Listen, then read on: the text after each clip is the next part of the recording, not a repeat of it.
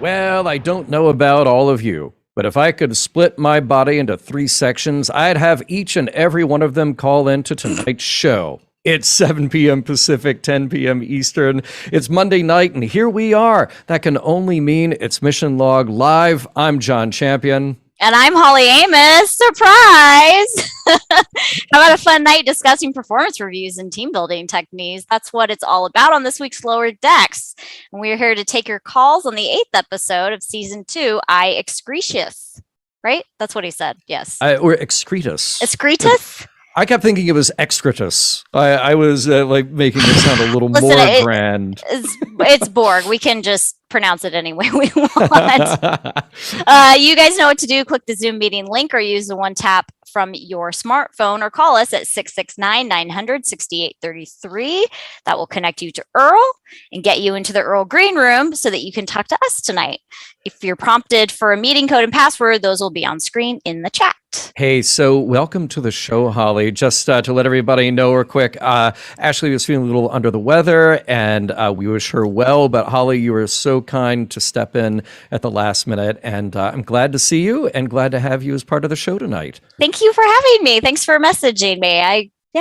It was a safe bet that you were caught up on Lower Decks. Oh, so always. I figured it, yeah. Sometimes I have to watch 2 in a row because I get busy, but I was caught up this week, although I did rewatch the episode today. So now I've seen it twice. Oh, good. Excellent. Well, I look forward to our chat tonight. And by the way, I was out of town. I'll talk about that in a minute here. But on the drive down, because I was busy during last week's live show, which is why Norman and I split things up, because we always have another thing to prep and another show to get working on. But I listened to last week's live show when I was driving out of town, and wow, what incredible calls, and some new callers and some people who I see are joined in the chat right now. So I'm going to say hi to all of them and of course encourage them to call into the show tonight, and maybe our minds will be blown the way that Norman and Ashley's minds were blown last week, which would be very cool. So we will say hi to our friends who are here in the chat, like Paul and Bob. Hi, Bob Amos. Hi, Dad. And hi, Mom. I'm sure my mom's watching too. I always say hi to Dad and never to Mom. Hi, Mom. Oh, okay. Well, happy early birthday, Mommy. When is your mom's birthday? In 2 days. Excellent. Well, happy early birthday to Holly's mom. There is Scott Palm. How's it going, Scott? There's Valeria. Okay. That was the call last week, so can't wait to see if Valeria calls in again tonight. There's John Arminio. There is Dave. There's other Paul. There's Alan, king of the memes. There is, who else do we have? People saying hi to each other. There's Kaylee. There's Carlos. There's Joe. There's Chris. There's Mike. There's Dominic. There's so many people saying hi, and Carlos is calling it out right away. The naked time. Yes, I'm sure we're talking about many naked times on tonight's show. So, hi to everybody. Welcome to the show. And some interloper called Norman C. Lau has joined in, saying into the chat, "Hi, Holly!" ! Oh, hey, John. Well, hello, Norman. Nice of you to join us. All right. So glad to see you all here. You know what to do. You click on the link, you use the one tap from your smartphone, or you call us, and Earl will hook you into our chat. So, Holly, we haven't talked a little while. I want to know what you've been up to. And I'm just going to tell you right off the bat here that I did mention I was doing some traveling. I went to YumaCon over the weekend. And just like the name sounds, it is the convention in Yuma, Arizona. Did you even know there was such a thing? No, but as soon as you said Yuma, that was the only thing I could think of, that I had to have been in Yuma, Arizona. Well, you were right. Yes, my first time in Yuma, Arizona. I went there for YumaCon. Leans heavily toward anime. Is kind of a younger crowd. Like the fan crossover is anime, Marvel, superheroes, gaming.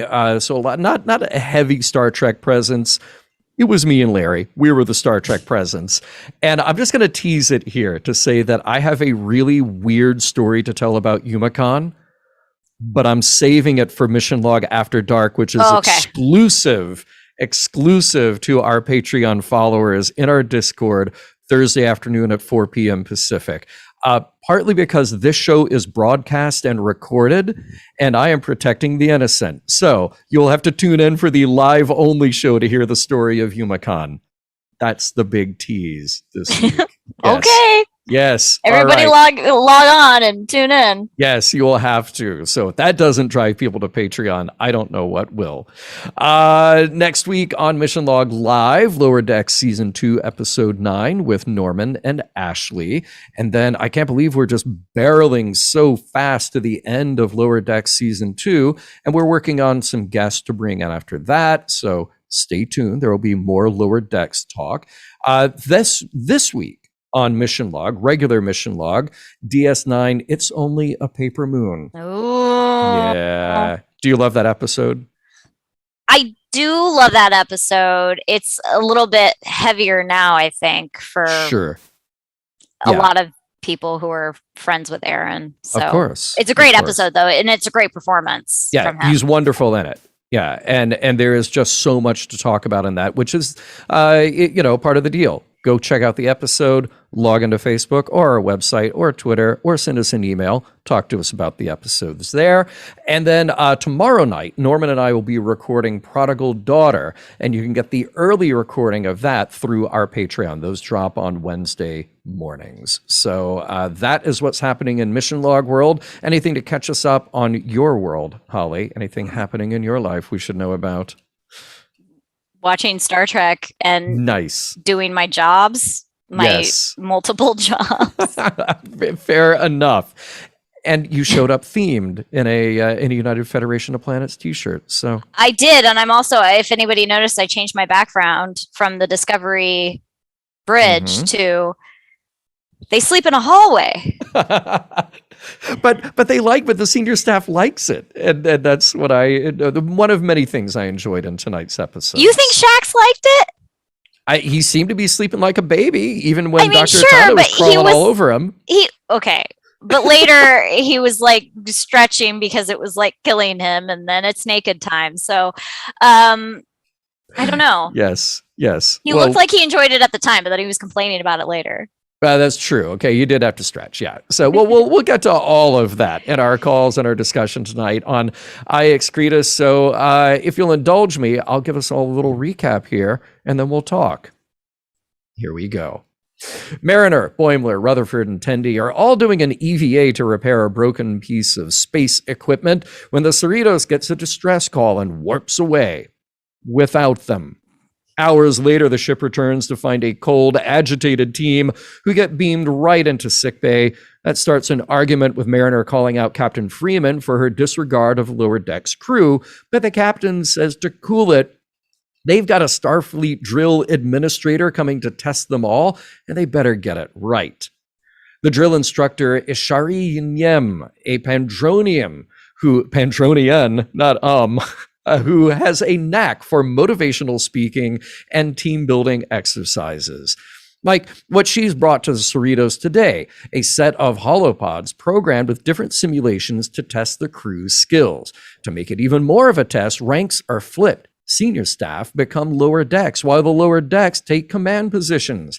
Simulations range from mirror universe to the ethics of helping a Klingon commit ritual suicide, to an old West town where Mariner gets horse trampled, to a virus that causes naked time, and oh my, does it cause naked time.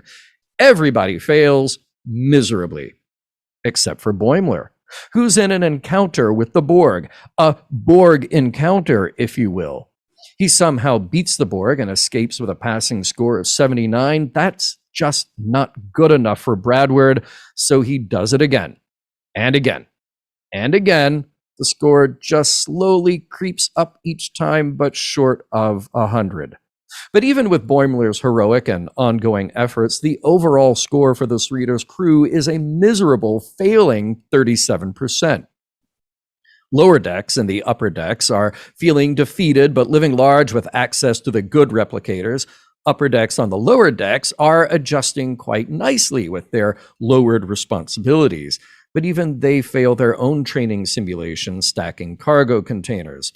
Finally, it's time for a full team exercise, stealing the Enterprise from space dock, and they screw that one up too. It's demoralizing for them all when they walk away with an incomplete score, but reflecting on the experience, Mariner and Captain Freeman realize it was all about team building, allowing each side to see the challenge that the other goes through. They approach the trainer, admitting that they'll all come together as a crew with greater understanding for each other now that the drills are over. Rules, right? Almost rules. But now, Cherie and Yem lets them in on a little not so secret anymore. All the other ships were passing her training assessments, which would have made her position obsolete. So she rigged all these tests and targeted the Cerritos crew for failure to justify her own job. Even with their scores averaged, it's still a fail. But there is one test still ongoing. It's Boimler, who at last has bested the Borg program, but Freeman commands him to stay in the simulation to keep it running.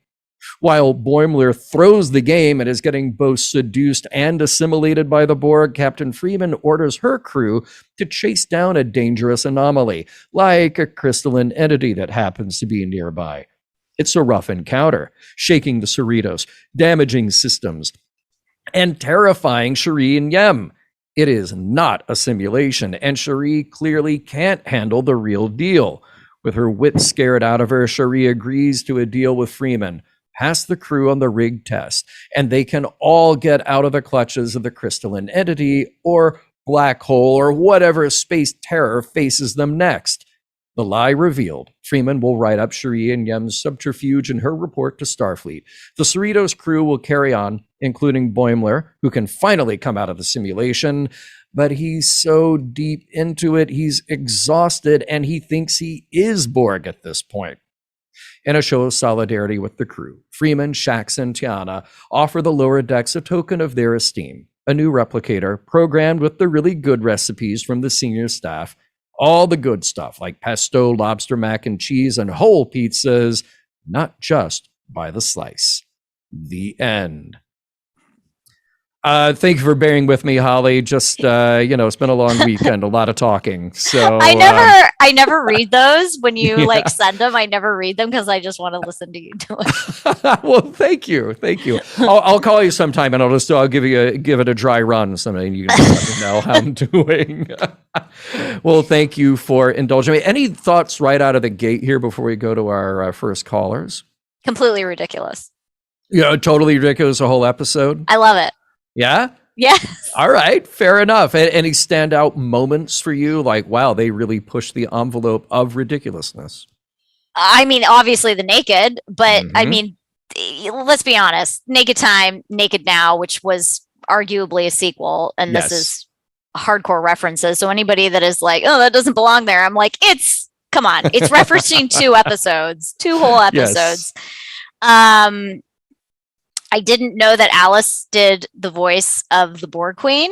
Right. I didn't know it before, and then I was watching. I was like, I think that's Alice, and I went and looked it up, and it absolutely is. So that's great because I love her. I also love that they're referencing Bem, which is not the most wonderful episode. Not my least favorite episode, but Bem is actually the first episode to mention Tiberius as Kirk's middle name.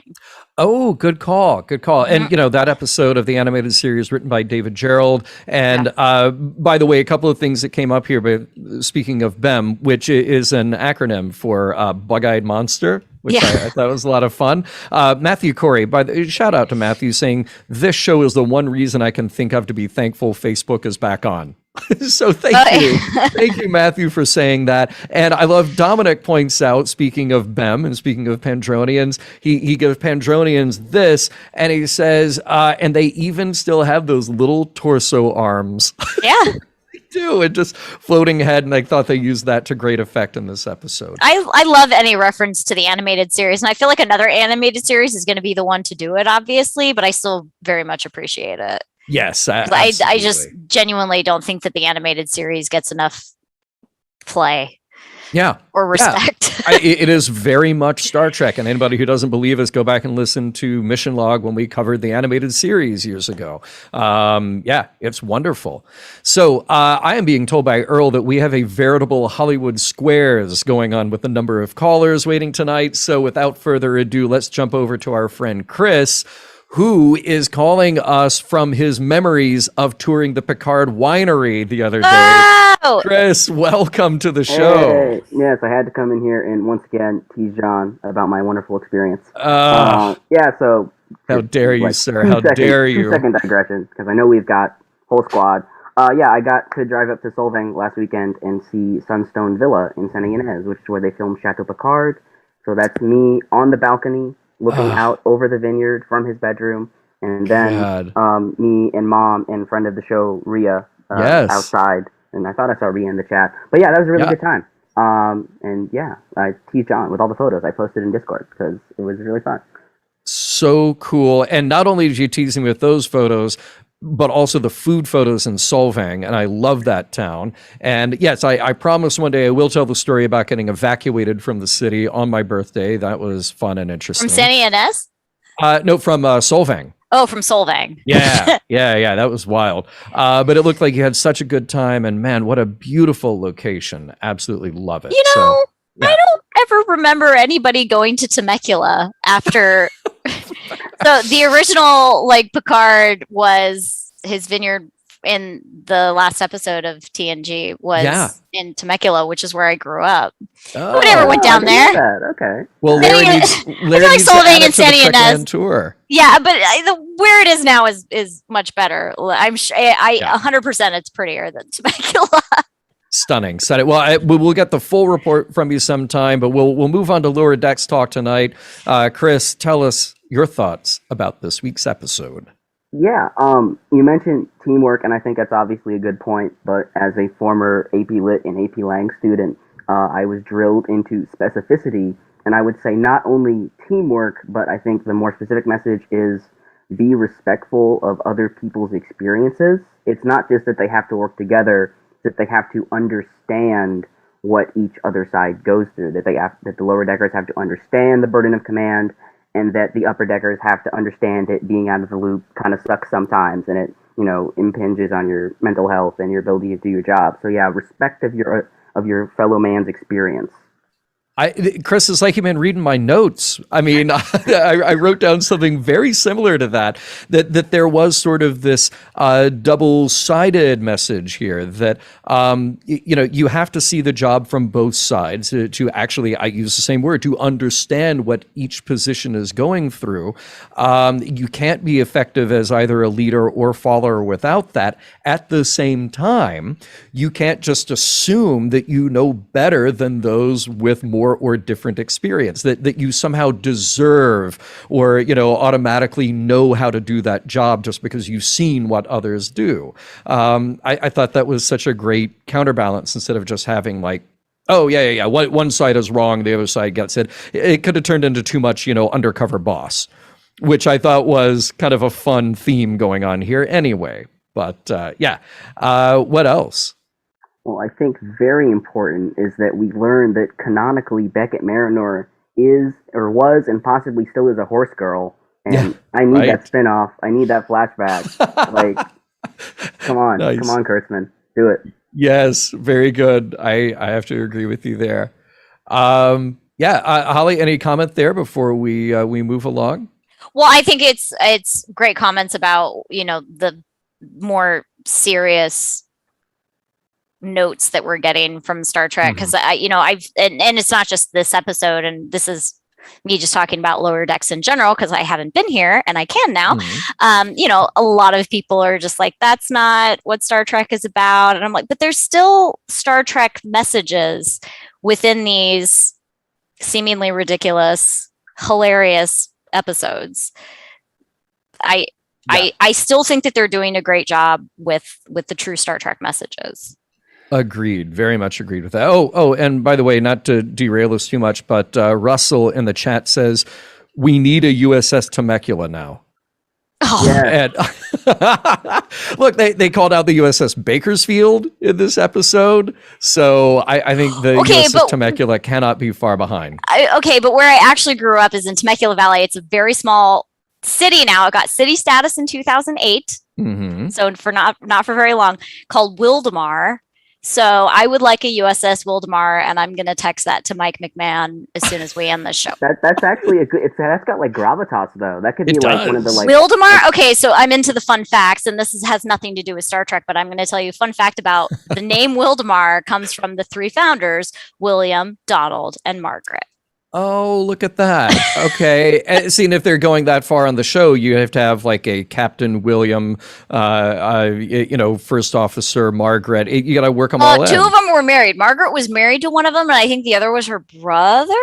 Even better, onboard drama. Perfect. But you can't mix them up because then she's like with her brother, and that's weird. Yeah, no, don't mix that up for sure. Chris, because I'm so full of jealousy at seeing those pictures, I will let you go now so we can move on to our next caller and greet all the other people waiting to chat tonight. All right, good seeing you. Good seeing you, Holly. Bye. You too. Bye-bye. All right, so my first time meeting Valeria calling in tonight. I'm so excited because I had such a good time listening to last week's show on my drive, and I can't wait to hear the comments tonight. Welcome to the show.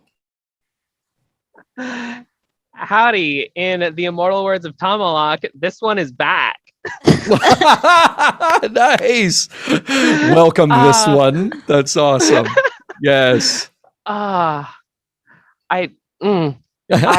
love how you go all the way back to the 2009 movie, which Kurtzman was one of the writers on.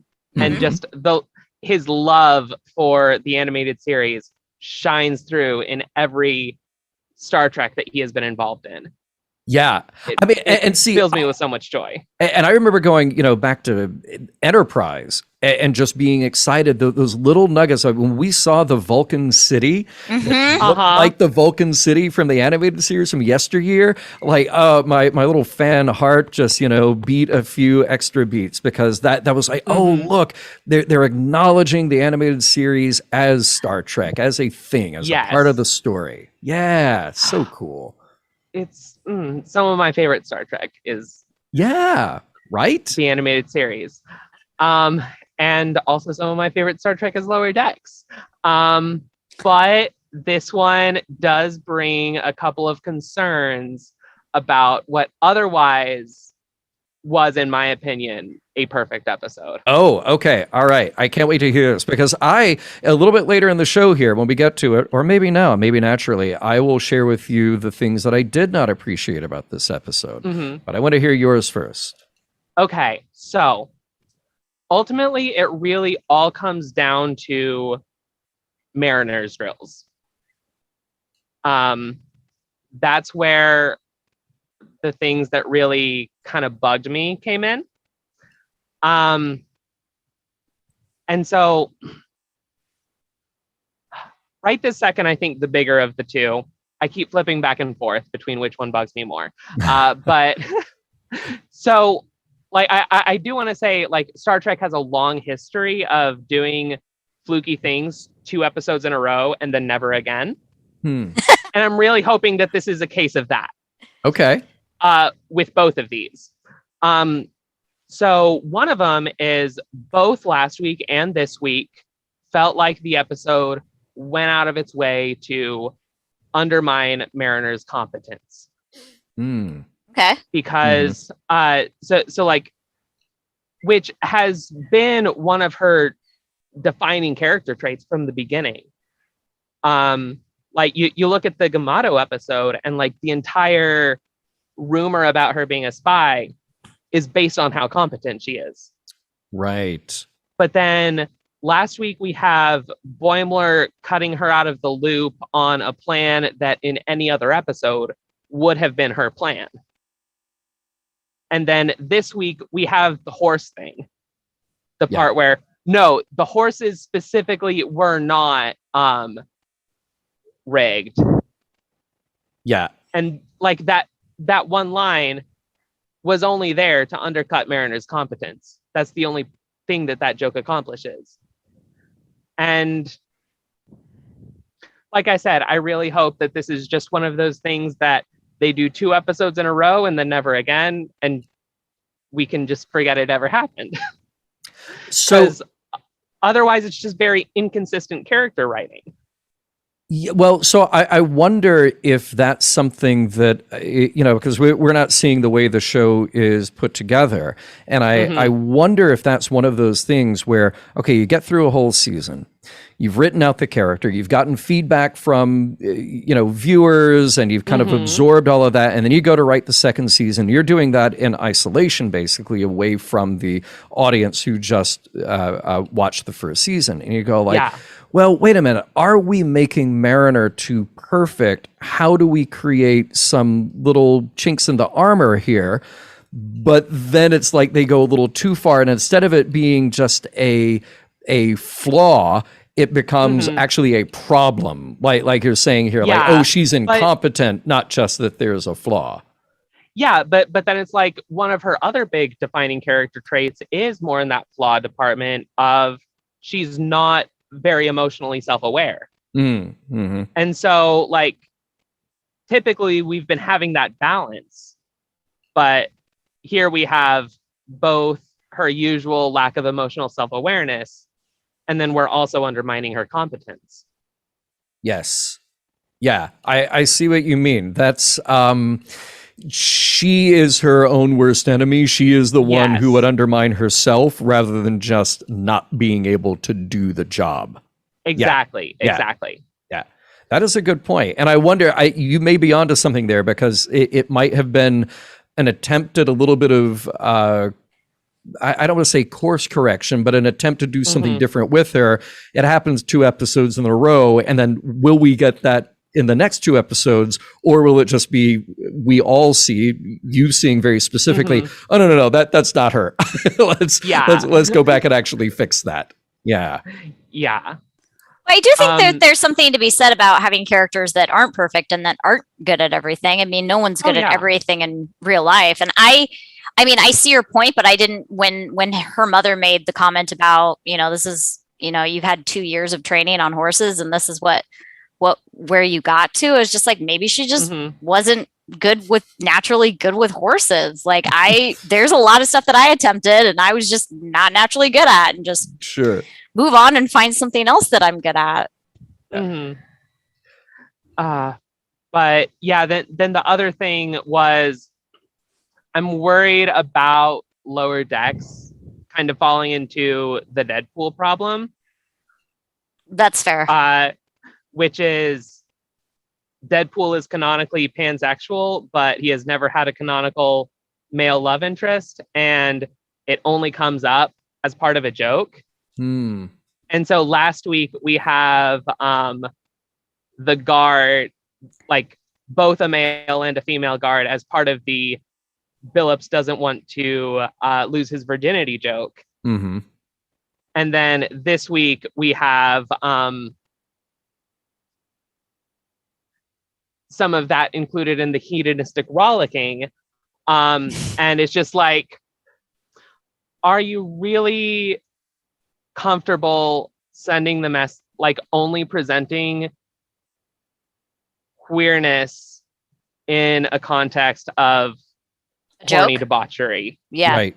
And jokes. Yeah. Jokes around and horny I mean debauchery. Unfortunately, that sort of falls par for the course in terms of Star Trek and showing that kind of thing, because I mean, if you recall Rejoined, like it was the first lesbian kiss, but like not really. They got around it because those characters at one point were male and female and were married. So I mean, I don't disagree with you that everything is either a joke or there's some kind of workaround, or they're not just outward saying this character is queer. Yeah. And it sort of has always been a Star Trek problem or a question, except when it isn't, which is how and when do you show the sexuality of the characters when what we're mostly seeing is these characters doing their jobs. So you kind of have the excuse to have the, hedonistic rollicking, which by the way is going to look great on a t-shirt. Fantastic phrase. I thought I saw you think about it too, and you're like, Yes, Yeah, those were the that was correct the words. correct combination of words. But we don't usually see it until there's some extreme circumstance. So how then, particularly in a show that's a little 22-minute animated comedy, can we actually treat that with a little seriousness if and when it merits it? Absolutely. Yeah. See, like, I hear that, but also we have had like often shoehorned moments of just like various romantic comedy tropes being dropped on a male character and a female character in from Second Contact all the way up to 2 or 3 episodes into season 2. Yeah. And so that's where the whole it's a show about friendship, not a show about relationships, kind of falls flat for me, because if we have time to throw it into episodes in a way that looks straight in the first 12 to 13 episodes. Yeah. But there's no room for queerness that isn't like just portraying queerness as being all about sex. And like, yeah. I think that is an excellent point. And we've only got a couple of episodes here to see if that's something that could or would get addressed, or by you saying it, does it go out into the ether? And then as somebody is writing season 3, do they go, oh, you know what? We could actually course correct there as well. So hopefully. Yes. I think that is a perfect place. Hey, I'm glad to meet you, and glad that your second call into to our show is with me and Holly. So I'll get the pleasure of meeting you, and then we're going to jump over here and say hi to our next caller before we go to a break. And please call back again with these excellent insights. Absolutely. Live long and prosper. Live long and prosper. Cheers. All right. Hey, I do want to squeeze in Paul here real quick before we go to a very quick ad. And Paul is, of course, there with Tendi from the Lower Decks. Welcome to the show, Paul. Hello, Holly. Good to see you. Hi, nice to see you too. Great. I'm just amazed at how these episodes tend to go across a huge spectrum of interest. I saw this whole thing as a Boimler sort of, let's show how good Boimler really is, right? By putting him in that situation where the only way, he was so dedicated to it that he just kept at it. And it brought to me to like, whoever's in that writing room has been in corporate America, because there's 2 issues here that came together in my eyes, and not related to Valeria's observations, which were very interesting, as just like last week. But this week, for me, it was all about Boimler's persistence, patience, and perseverance, which hasn't been shown in these so far. But he is going to be really good at whatever he ends up doing. And I doubt if it will be command, because he's the kind of person that you need to be there to really give you that effort. And I'm really pleased. Can I just interject on that thought? I'm very pleased that you saw all of those qualities in Boimler as good and positive, because as somebody who has an obsessive disorder, I was watching it just thinking, oh, that's a personality disorder. Yeah,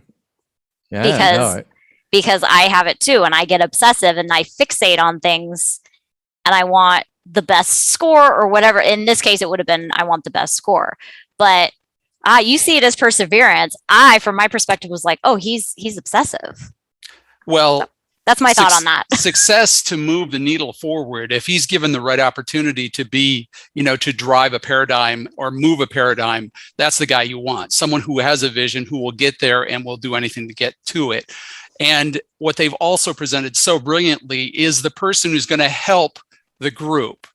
And with their, trials, and, they bring in all these tests, which are meaningless, let alone fixed.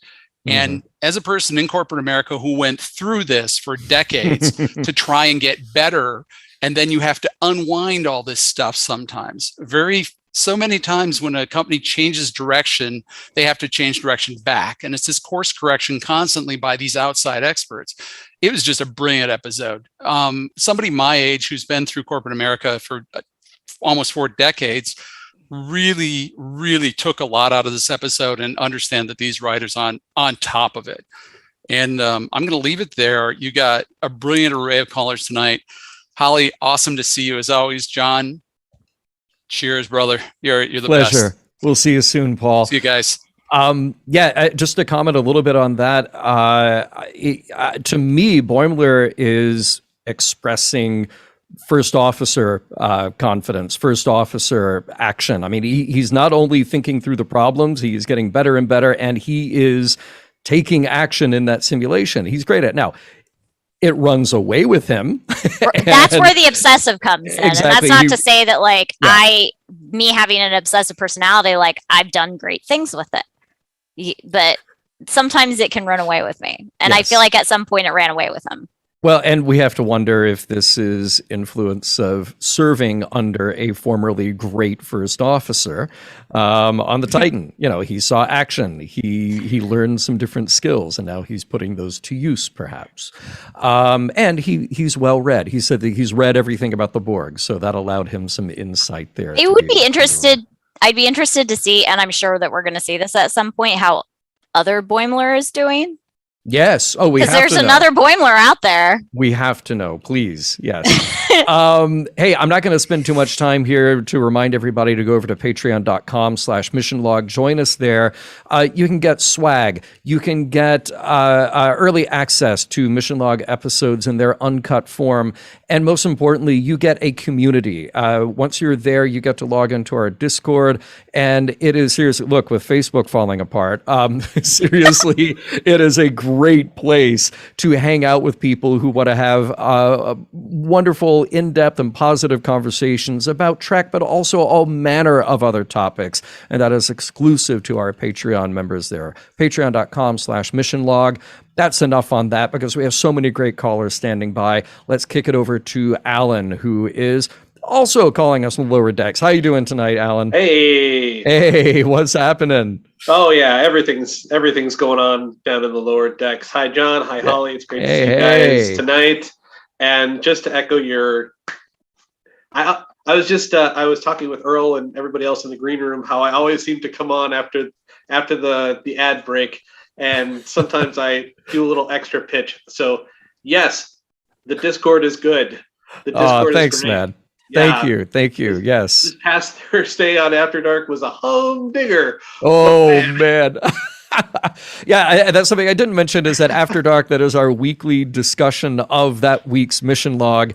And sometimes it's just fun, off topic, hangout, social hour. And this week it was not. And it was great. But sometimes we discuss the episode. Yes, and it was great. So what's on your mind tonight about Lower Decks? Oh, well, I just another fine, fabulous episode. I guess I probably skew a little bit more towards your interpretation, Holly, of the Boimler situation, because I feel like I have been that guy when I'm playing a video game or something. I know Hit me again. Yeah, I've spent hours trying to get like the last unique jump on a Grand Theft Auto game or something like that. Some stupid little thing that's keeping me from my 100% completion on the game. Yeah, it's a fixation. It's a fixation. You get tunnel vision. Like, I totally understand. But again, that's not to say that he's not going to use it to do great things. I mean, I got obsessed with Star Trek, and now sometimes I get paid to talk about it. So that's cool. He saved them all. That works. Yeah. But yeah, and I don't know. I liked a great deal about this. There were a couple of things about it that sort of, I don't know. There wasn't really anything wrong with the episode itself, but a couple of things sort of stuck out at me that this kind of makes the mid-season tease really kind of a tease, because it pretty much all the weird, crazy stuff happened in this episode. Yeah. They were all like, Right. not much. Right. But I'm happy to have it. And also, I kind of want to commend them for taking the concept of the upper decks and the lower decks switching assignments and making it a subcondition of this week's main storyline and not a story in and of itself. Because I think that's sort of like a typical sitcom-y kind of thing that they could have done, and an episode that I probably would have really enjoyed had it just been that episode, but yet making it into just part of this one was kind of interesting. An interesting way to go about it. That's a good point, because that could have been an easy way out. And when you look at it and you go, okay, there's only 22 minutes of original time in an episode, once you take away teasers and opening credits, etc., then you could land on one concept, like what if they flip positions, and you could just do that as an A plot, do something else as a B plot, and then you're done. But to have all of this have multiple layers of exploration, multiple layers of payoff, they actually did a good job with that. Agreed. Yeah. And since we do have 3 or 4 more people standing by, any other parting shots here? Last comments? I like you guys too. I enjoyed Shari as a bad guy. I thought that was a really interesting name choice, and I was racking my brain to see if there was like some sort of meaning to it, and I even did a quick anagram search, and the fun one that I came up with was Menhir's Yay. What? And looking up a menhir, according to my Google definition, is a tall upright stone of a kind erected in prehistoric times in Western Europe.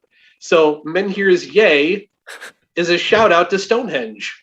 That's awesome.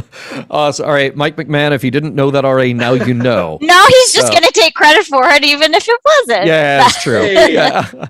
Nicely done. That is my gift to you. Thank you. Well done, Alan. Well done. Thank you for that and the weekly memes. Greatly appreciated. Excellent. Thanks for calling in tonight. And hey, let's just move right along and say hello to Cherie, also from the USS Cerritos. Welcome to the show tonight, Cherie. How's it going? Hey. Hey. Good. Excellent. Yeah. I'm glad other people have brought up the Boimler redoing the drill thing. I had a really interesting thought on that too, that I'm pretty sure hasn't been brought up. Sometimes in the other room, it's hard to hear what's going on. Sure. But the drill instructor said that she had read everything about Starfleet, and that's how they were able to freak her out, because they're like, oh yeah, you only understand it in theory, you've never actually done it. Mm-hmm. But that's why Boimler did so well. That's exactly how Boimler operates. He's read everything. He says that too. I've read everything about the Borg. Yeah. Bring it on. Yeah. That's exactly what he says. That's why, because her drill is designed based exactly on what you've read, and that's why Boimler was able to get 100% and nobody else was. And that's actually why Mariner failed, because I know it was bothering Valeria, so I wanted to drop in. I think it wasn't trying to say that, oh, Mariner's not actually that great after all. What it's just saying is, it showed her trying to do her own thing where she would have probably done well, but it wouldn't let her. It like stop her. She'd be like, okay, can't think creatively. Okay. So she can't do that. Boimler is perfect at that. He's designed for that because he's read everything. So he knows exactly what you need to do, but Mariner only works if she can improvise, which she wasn't allowed to do. So that's why she failed all the drills. And that's why Boimler did so well. So that's my take on that whole situation, and I love that he's a video game completionist. I love that you figured that out.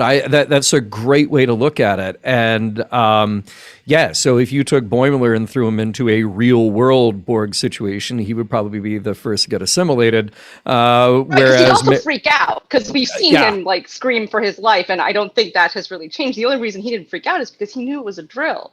Right. So he was fine. It's just a game, I can figure it out. Whereas Mariner has got the upper hand when there is some chaos and some unknown factor to us.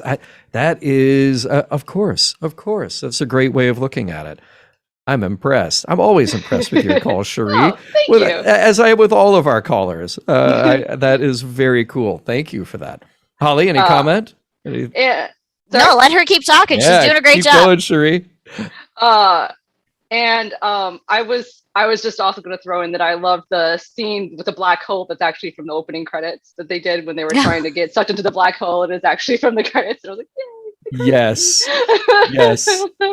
I noticed that. You know what else I noticed? Like, aside from the black hole, is what I noticed that immediately. I was like, oh, that's from the opening credits. But the how many crystalline entities are out there? So many. Like at least 4 that we mentioned that were close enough. So how do we know that the one that they destroyed in TNG was the one that actually was the one attacking that she wanted revenge on? Sometimes TNG doesn't check these things. I was rewatching TNG recently, and there's an episode where the bugs, like the invisible bugs that only Data can see, are like infecting them, and like later on they're like, oh yeah, we can just kill them. I was like, wait, are they sentient? Did you check? Yeah. Like, what? No, you just kill them. I was like, ew. What if they destroyed a crystalline entity that wasn't the one that destroyed that killed her son? It's like the bugs. It's like, But I mean, to be fair, that's the fact that there's more than one crystalline entity now would be considered a retcon. But I just that was the first thing I thought of. I was like, how many others are there? And did they destroy the wrong one? I don't know. I wouldn't put it past them. Well, and Chris in the chat does point out apparently there are more crystalline entities because 2 are getting frisky. So yeah. That's how there are more. Maybe there weren't, and then maybe one got frisky with itself, and maybe that's how that works. Could be. That's their origin. Yeah. Have we witnessed evolution somehow, and now they're able to procreate? Maybe. Because let's do a whole episode on that. Speaking of TNG, I did want to throw in there. So, since I had rewatched TNG recently, and I rewatched the Lower Decks episode. Actually, to be honest, I'm not sure I ever saw it in the first place, because I saw it like first run when I was a little kid, so sometimes I miss episodes. I was wondering. So we all know how big the actual Enterprise is, and in that episode, the Lower Deck people talk about having to share quarters. My theory on why they have to do this is because TNG is basically keeping a palace free for these visiting aliens that they're like, no, we can't possibly give you the nice rooms. Like, we might have visitors. We might have to take on a whole planet at some point. Yeah, it's for dignitaries. They They do it for the dignitaries. But it's because it's so huge, so it's just justifying all of those empty rooms most of the time. But 100%. You know what else would be argued? You know what? Not just we might have dignitaries, we might have visitors, we might have to rescue an entire planet. But I also think that they would argue that it's character building. Yeah, let me tell you what, having roommates that you don't get along with, super character building.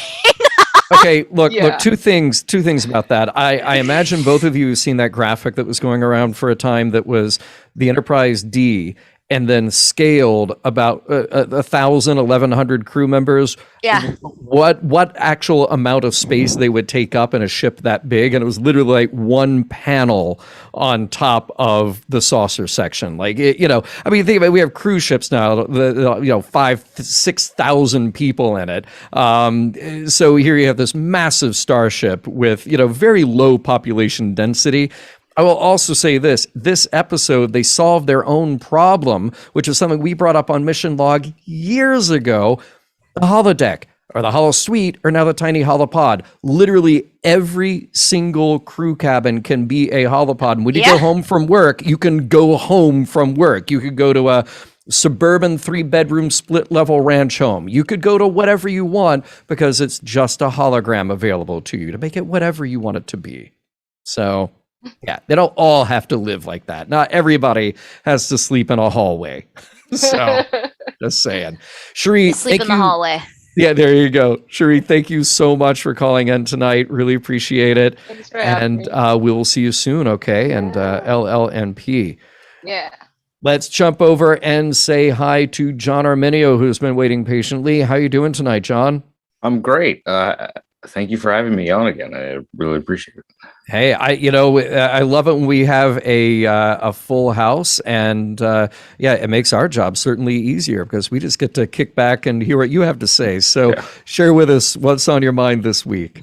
I really love the flipping of the "you see Timmy" moment with this episode about how, like, oh, you were really just showing us that we could all work together in this episode, and it was like, no, I was really trying to screw with you. Even though she was like, no, I was trying to screw you, like, but that still is the Star Trek message. Yes, exactly. And I love how that is not only an in-universe character building moment for the crew, but also a character building moment for the audience, because it shows, as dysfunctional as this crew is, at least compared to the ones we see on like a Galaxy class starship, they really did, like, they were able to come together and solve these problems, and even through naked time. And I just found that very endearing and entertaining to watch. It's one of these things that where it even says something about Lower Decks itself as a piece of Star Trek. Like, this is the comedy show. This is the over-the-top comedy cartoon show, right? But they still manage every week to fit in character growth and a story arc and Star Trek morals, meanings, messages. They still get it in there. And even on the micro level, a single episode like this, where they say, like, no, we're screwing with you. No, we're doing the wrong thing on purpose. But we still get a moral meaning message out of it. Like, those characters on that basis, they still learn something, even though it's total chaos. Even though it's all these like weird simulations, weird, quick hit, best of Star Trek. And that is actually where I'm going to level my criticism here. And I wonder how both of you will feel about this. So I always say, as good a time as I'm having with Lower Decks, and as much as I enjoy this show, and I do a lot, and let me tell you, coming from Umicon, where there are a lot of people who are not very steeped in Star Trek lore, they knew about Lower Decks. They knew that it was a thing happening, and there were a lot of people who said, "Oh, I didn't get through Discovery. I never saw any of Picard, but I know about Lower Decks, and that looks great." So it's out there. It is out there in the world. My criticism / complaint, and I hate to sound like a broken record because I say it a lot, it's that I don't like necessarily comedy that gives me a list, that tells me the joke, then shows me the joke, then tells me that they just told the joke. I've seen that complaint too, that there's a lot of relying on that and references. And Easter eggs. Well, and I think Easter eggs are great. I think references are great. I was more thrilled with the idea that if you look at a freeze frame and you see the list of simulations here, one is this whale rescue. So I don't need to see the whale rescue, but I know as a fan, like, I know what that is. I paused it when that first popped up, that list, and I was like, literally, they're just lists of episodes, chain of command, like they're just literal episode titles. Tribble trouble, or something very close, like that one. Very close, yeah. But the more it went on, and the more I thought, okay, you're going to show it to me in name, then they're going to do it, and then you're going to talk about it. I was sort of more of a mind, and correct me if I'm wrong here. So if you're a Star Trek fan, you already know the reference. Like, you already get it, and you're already going to laugh if the joke is effective. If you're not a Star Trek fan, it doesn't help you to get it by telling you the name of it and then showing it to you and then having a comment on it, because you already don't know the reference anyway. If you're not a Star Trek fan and you don't already get the reference, you're then just relying on the absurdity of the situation. Right, and I don't disagree with you on that, because when Lower Decks first started, I remember having conversations about it, and people were like, "Will I understand it if I've not watched Star Trek?" And I was like, "Yeah, you're gonna miss some Easter eggs and you're gonna miss some references, but you're still gonna know what's going on." Yeah, and to your comment, that's sort of the same thing. Like, if they miss that list, then it doesn't matter. So why have the list at all? So the one that really bothered me was stealing the Enterprise from space dock to go to the Genesis planet to save Spock. Rescue Spock, yes. Right. Yeah. So they literally spelled it out like that, and then they did it. You reenacted the scene, and then they failed. Right. Yeah. So to me, it was like, okay, first of all, why would that ever be a simulation in Starfleet at all anyway? You don't want to teach people in Starfleet how to steal a vessel from a space dock. I'm just assuming. That's like when you go get your driver's license, they don't teach you how to hotwire a car, at least not in my driver's ed, you know? So this is kind of a weird premise to begin with, but then to say, no, specifically to go to this place to do this thing, well, if I'm a Star Trek fan and I know the one reason somebody did steal a Starfleet ship out of space dock, I might put two and two together.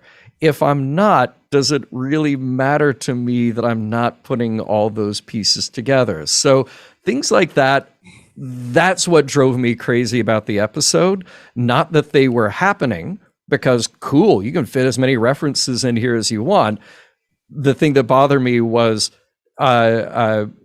telling rather than showing, or telling on top of showing and assuming that explaining the joke makes the joke better. But that's me with my comedy writer's hat on, and I do have a writer hat, which I'll break out someday on this very show.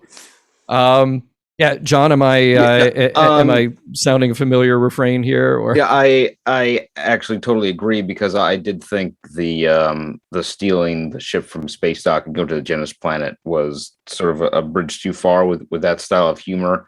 And I did I liked the list when I first saw it, but then when I saw that we were actually going to do all of those things, it did feel a bit excessive.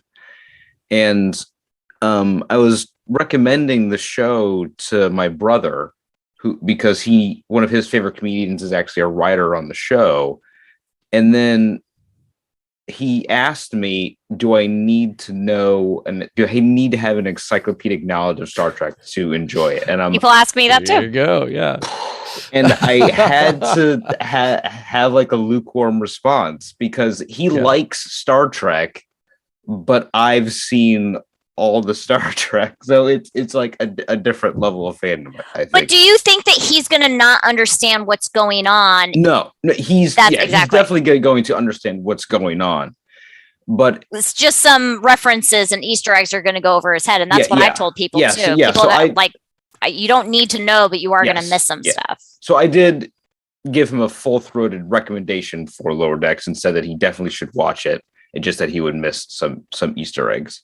I do think that is a problem Star Trek has going forward. Like with Strange New World, as much as I'm looking forward to it, there is going to be a level of disconnect between new fans and old fans who don't know who Christopher Pike is or don't have a familiarity with him, especially if they haven't seen his arc in Discovery.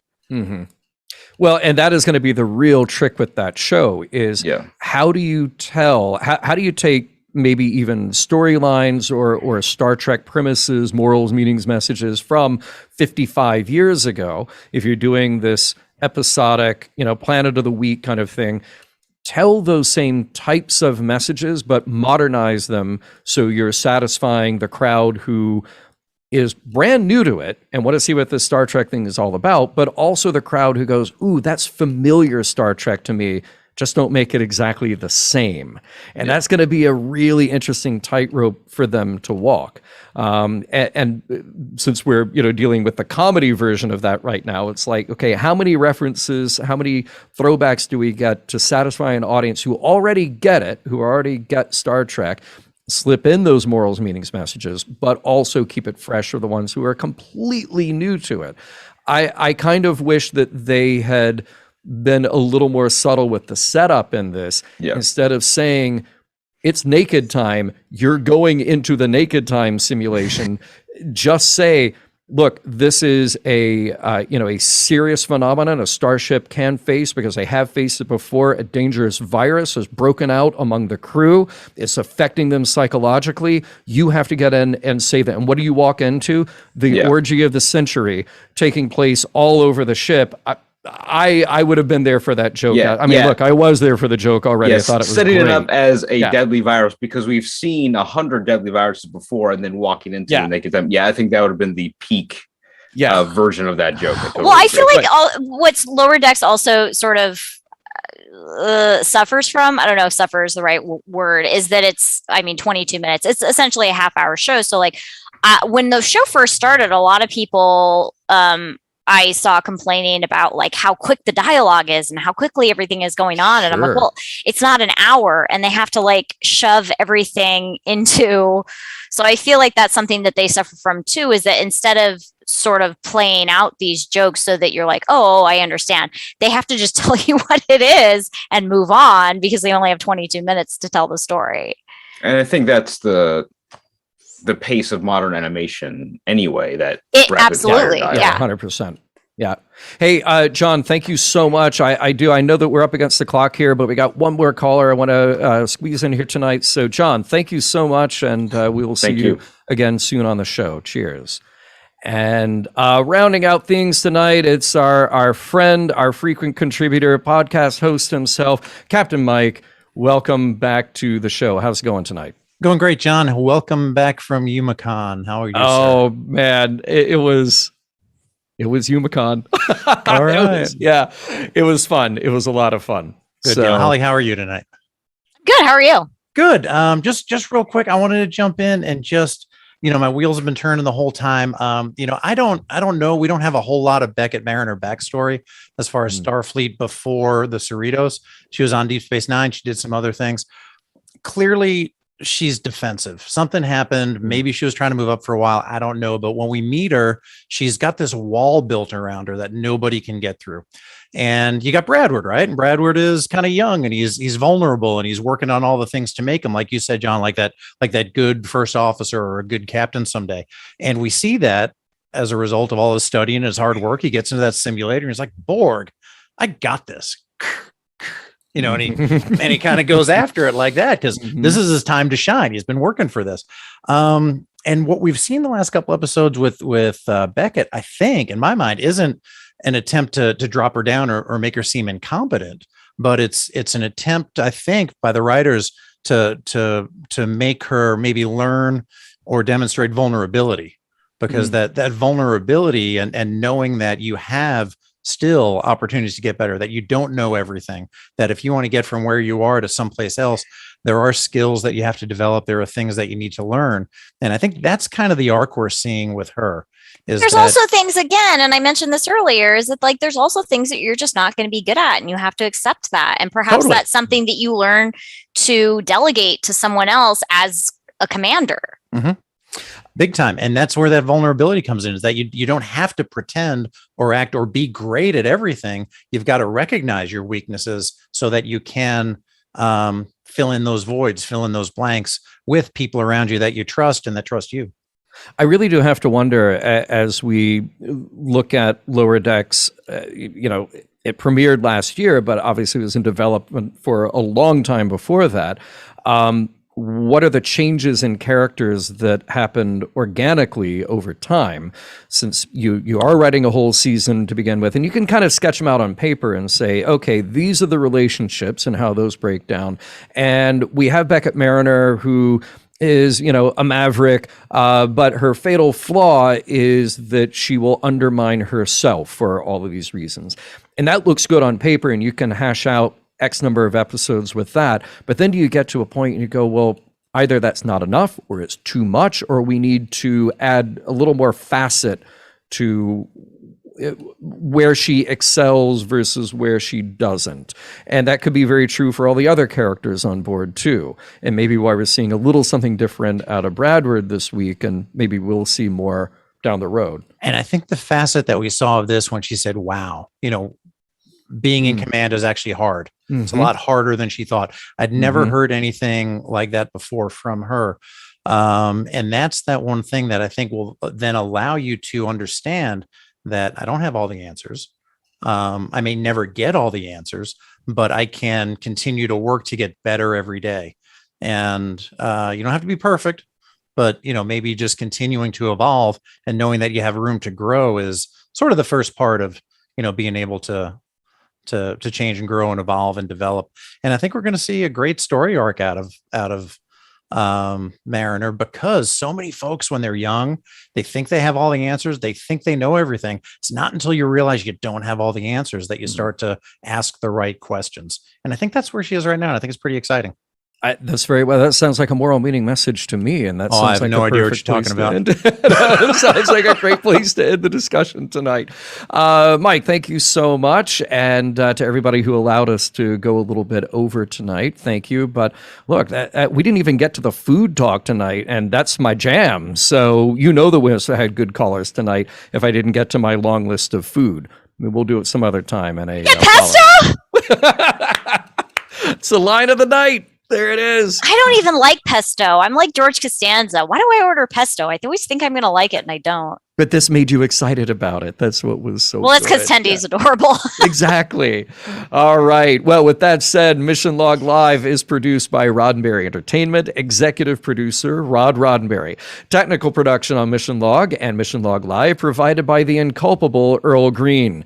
Be sure to visit podcast.roddenberry.com for the latest from the Roddenberry Podcast Network. If you would like to support Mission Log directly, give us a look at patreon.com/Mission Log. Thanks to everyone who joined us live or later. Stay safe, stay healthy. We look forward to talking with you next week.